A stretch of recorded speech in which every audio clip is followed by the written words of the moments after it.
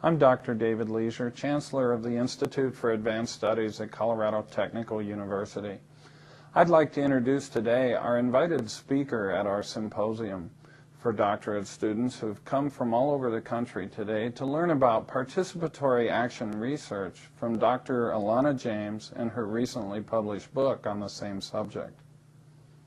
Hi, I'm Alana James, and I'm very thankful to be working with Colorado Technical University today talking about participatory action research, which is a fabulous process that helps leaders of either educational institutions or organizations of all types work with the most complex problems they face. The question then becomes, how do groups all over the country, perhaps the world, work together to do participatory action research on a complex problem? And let's think about the really big complex problems like world hunger or water in developing countries, or the kinds of things that will make a difference in the long-term outcomes for our planet. So we'll have groups.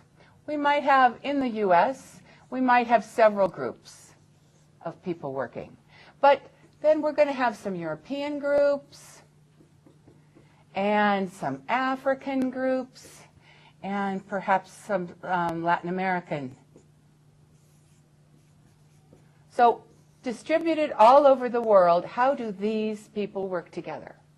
Well, participatory action research has 4 steps. We diagnose. So everyone diagnoses the problem from their point of view using the unique resources they have available.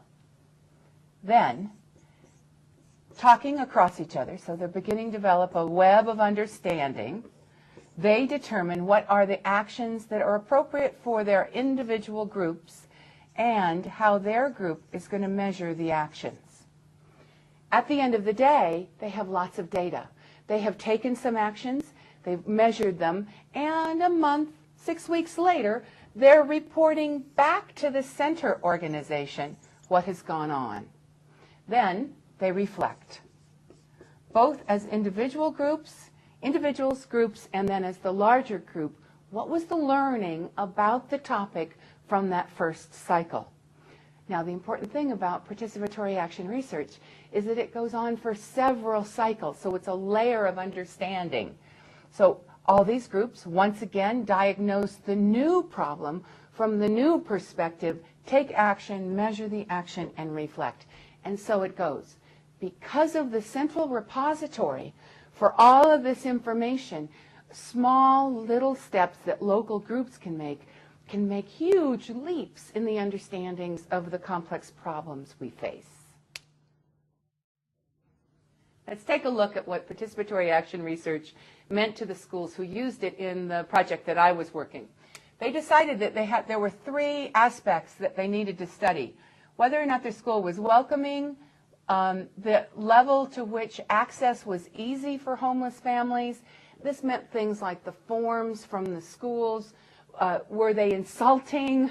Were they easy to use? And then finally, how did the teacher change the strategies for the students in the school? Short story, Longmont, Colorado. A teacher decided to take out the poems in her curriculum and put in poems about homelessness. She matched all the pentameter and the poetry, so it had the same effect. But all of a sudden, motivation went up. These were poems the kids could identify with. At the end of the school year, a curriculum that said, oh, you should have gone up 75 points, instead went up 200 for her stable students and 300 for her homeless and highly mobile students. An example, one of many examples, that shows that to local people this can make a huge difference. And then to the broader picture, we know a lot more about how these 3 things impact schools that have these challenges. I hope I have intrigued you enough to consider using participatory action research in your own community and to hooking up with other communities who want to study the bigger challenges in our world.